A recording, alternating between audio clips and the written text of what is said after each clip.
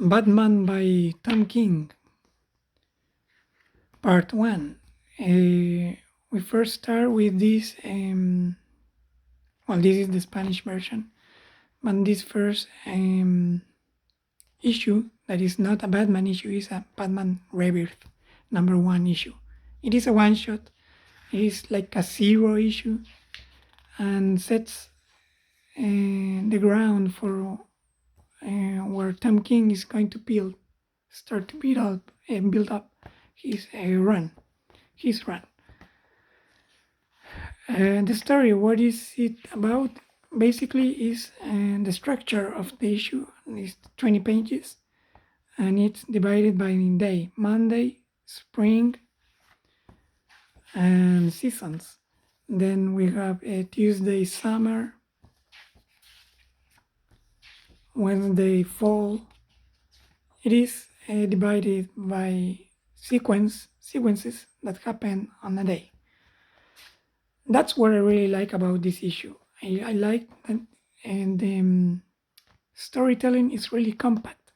It's really like laconic, maybe simplified. The dialogues are not too long. They are just what's necessary to understand what is happening. Big panels, and the Mikel Janin drawings. He's not my favorite artist. Like the finishes are not of my style. Like this CGI 3D modeling stuff, I don't really like it that much, but it's acceptable. I mean, it's readable, and his storytelling is pretty good. That's what's good about him. You can understand the page without reading it. I mean, you have to read it, but the action itself, it is pretty understandable. I mean, here we have like all these little details, but they don't draw your attention. He draws your attention to what is important, and then you can lose yourself on the details of the art. It makes sense when the style of the script by Tom King. It says Scott Snyder and Tom King, but Snyder is too wordy. This isn't too wordy, so maybe Tom King did the script. And what is about this issue? It is a self-contained story about Batman and his rebirth, because before this, Bruce Wayne lost his memories and Batman was no more. But now he has returned. And in this issue, he's fighting a real calendar man. And this is explained on the issue, but basically, this character ages with the seasons. But the seasons are happening too fast.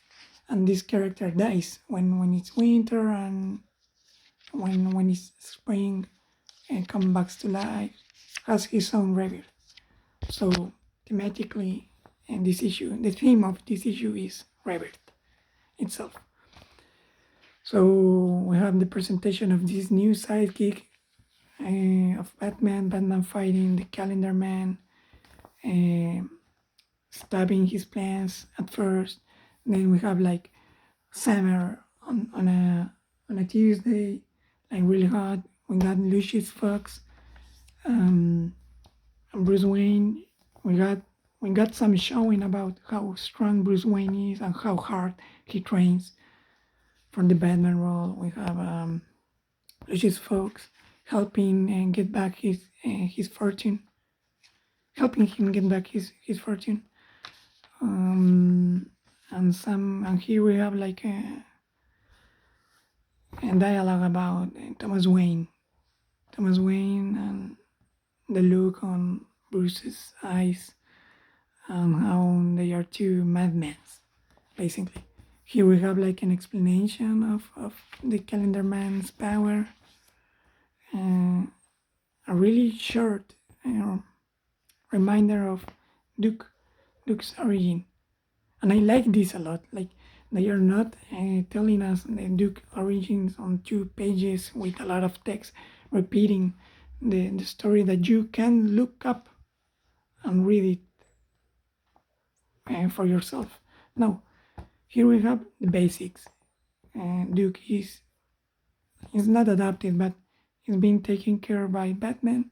And on one panel, you look at these laughs, smiles. So, of course, Duke's parents are not all doing well, maybe because of the Joker.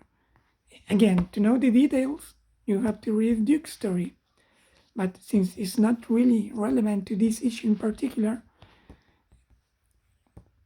it's not really explained a lot, but it is hinted at and explained a little bit so you can understand. I like that a lot because it doesn't slow down the pacing. We have this like Batman preparing for not Robin but something new, Duke accepting the duty, and again Batman doing the impossible. No, this is impossible, you can do it. And of course he does. He can do it, showing us how he's Batman. It's my favorite issue now. This sequence of the Rebirth of the Calendar Man, I like it a lot. Again, and about how it all repeats itself and all begins again and again and again. And that is correct. This is a new beginning, and it's like every other beginning. Batman starting again, and all that. So we have here what we have is Bruce and Duke training, kicking a tree like in Batman Year One. Duke saying like, "Hey, see, if Calendar Man come back stronger every time, how could we defeat him?" And Bruce is like, "We get stronger and we get better," and they keep practicing. And here is Alfred cutting some avocados like in the beginning. Ends with the beginning. The cyclical issue, a seasons issue. Again, the season, and he drops the avocado, and we got the awakening of the bats. And I don't know, maybe symbolizing like the awakening of Batman itself again. Could be that, I don't know. You don't have to really think about it a lot. But the experience of reading this is pretty good. Pretty good start. Or maybe zero issue. But at first I didn't like it that much. I mean, it was okay. But now, thinking about it, it is a really good, well written issue. You can like what it's telling you, or you can not like the content of it, the message or whatever. But the style, like the pacing, the way it is told, it is made,